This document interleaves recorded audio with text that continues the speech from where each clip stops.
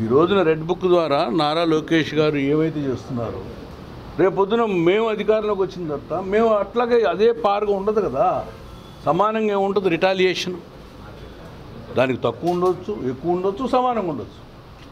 అంతేగాని ఈ రోజున వాళ్ళు 438 వైపు చూస్తున్నారు, వీళ్ళేమైనా అరెస్ట్ చేసి జైలు పంపించాలని చూస్తున్నారు. వీళ్ళిద్దరిలో సుప్రీంకోర్టు ఏం చేస్తుందో చూద్దాం. అంతేగాని పారిపోవడం అనేది ఉండదు. ఎందుకంటే చేసిన తర్వాత అప్పటి గారు గుంటూరులో చాలా రోజులు ఉన్నారు. అందుకని వాళ్ళకున్న అంశాన్ని వాళ్ళు పరిశీలించుకుంటారు, పారిపోవడం అనేది. నెక్స్ట్ పార్టీ కార్యాలయం మీద దాడి చేయడం సబబేనా? 100% ఐ డోంట్ యాక్సెప్ట్. కానీ వీళ్ళు ఉన్నారా లేదనేది కాదు, దీనికి ప్రోవోకింగ్ కూడా లేదు.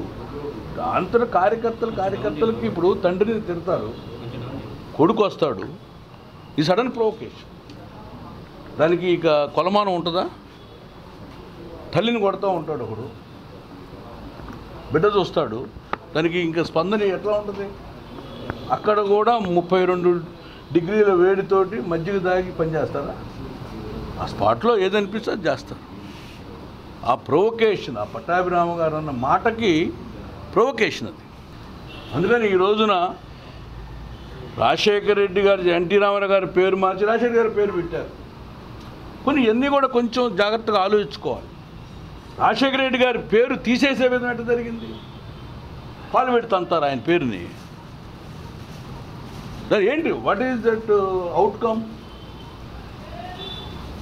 ఎన్టీ రామారావు గారి కంటే కూడా ఆరోగ్యశ్రీ అనేక మంచి కార్యక్రమాలు తీశారు బట్టి ఎన్టీఆర్ హెల్త్ యూనివర్సిటీకి పేరు మార్చారు. ఇఫ్ యూ వాంట్ ఈ గవర్నమెంట్ మళ్ళీ తీసేసి పెట్టుకోండి, కానీ తీసేసే విధాన్ని, కార్యకర్తలు స్పందించే విధానాన్ని మనం ప్యాసిఫై చేయాలి.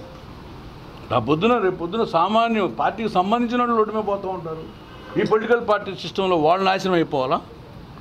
తటస్థులు మంచివాళ్ళు నోరిప్పలేకపోతున్నారు, రాజకీయాల్లో రాలేకపోతున్నారు.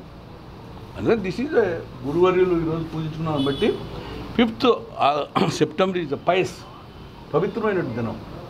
రాజకీయాలకు కాకుండా నేను అడదంటే సాయంత్రం నందిగం సురేష్ గారు దొరికాడు, అరెస్ట్ అయ్యారు.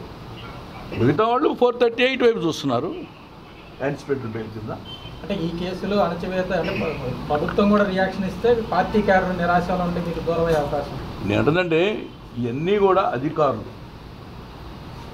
భారతదేశాన్ని క్వాసీ ఫెడరల్ సిస్టంలో 3 రకాలు: జ్యుడిషియరీ, 2 లెజిస్లేషన్, 3 బ్యూరోక్రాట్స్, ఎగ్జిక్యూటివ్స్.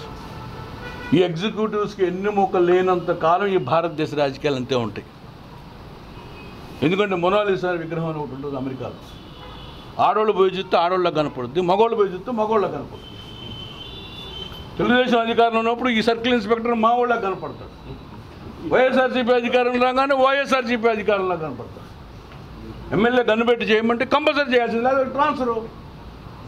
అందుకని వాళ్ళు ఎప్పుడైతే వెన్నుముక పెట్టుకొని పనిచేస్తారో, పొలిటికల్ ఎప్పుడైతే సెకండరీ అవుతుందో, అప్పుడు ఈ రాష్ట్రం కానీ దేశం కానీ గర్వించదగ్గటువంటి దేశం అవుతుంది. అందుకనే రిక్వెస్ట్, ఎందుకంటే మీకు కూడా గురువు ఒకళ్ళే కదా, పొలిటీషియన్స్కి, జ్యుడిషియరీకి, ఎగ్జిక్యూటివ్స్కి 3 గురువు సర్వేపల్లి రాధాకృష్ణనే, అబ్దుల్ కలాం గారే. అందుకని మీరు ఎప్పుడైతే వెన్నుముక, జ్యుడిషియరీ కాంప్రమైజ్ అయితే ఇంకేముంటుంది లైఫ్లో, ఎగ్జిక్యూటివ్స్ కాంప్రమైజ్ అయితే ఇంకేముంటుంది, పొలిటికల్ సిస్టమ్ వస్తుంది. ఇంకా అన్నప్పుడు ఎగ్జిక్యూటివ్స్ ఎందుకు, మాకే పత్రాలు వేయండి, వీడికి ఊరేయమని చెప్తే ఎమ్మెల్యేగా నేనే చేస్తాను, ఎంపీగా నేనే చేస్తాను. ఇంకా మళ్ళీ ఆ వాళ్ళు ఎందుకు ఎగ్జిక్యూటివ్స్, మళ్ళీ వాళ్ళు ఇంకో సెకండ్ వాళ్ళకి జీతాలు దండగా, ప్రజలు నాకు ఇచ్చి గెలిపించారు, నేనే డిక్టేట్ చేస్తా, ఈ రోడ్డు వేయాలా లేదా, ఈ చెట్టు నరకాలా లేదా, వీడికి పెన్షన్ రద్దు చేయాలా లేదా, అధికారులు ఎందుకు? ఇంకా నేను ఒకటే రెస్పెక్ట్ ఏంటంటే, మీరు వెన్నుముక వంగకుండా, you may break but don't bend. నువ్వు విరిగిపో, వంగిపోపాకు. ఎడగాదు ఇంకో చోటేస్తాడు, నీ జీతం అవుతుంది కదా. అందరూ 70 లక్షలు, ₹1 కోటి ఇచ్చి పోస్టులకి డబ్బులు ఇచ్చి వచ్చి ఏం చేస్తారు? ఎమ్మెల్యే చెప్పినట్టు చేస్తారా? వాళ్ళకి ఏది డబ్బు కావాలో అది సంపాదించుకో. ఇది పెట్టుబడి.